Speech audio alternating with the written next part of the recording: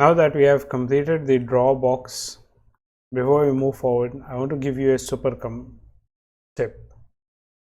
So all that we have learned over here can also be done using the command, basically your keyboard. Just type in line, click space bar, and start creating your lines. For all the commands that we have seen in draw, you can just use your keyboard. Circle, space bar,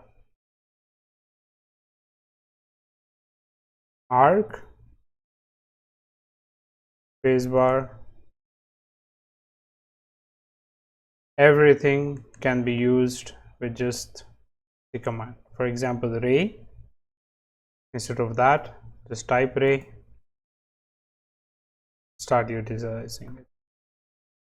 Again, always remember, you can just close the snap and make it at different angles.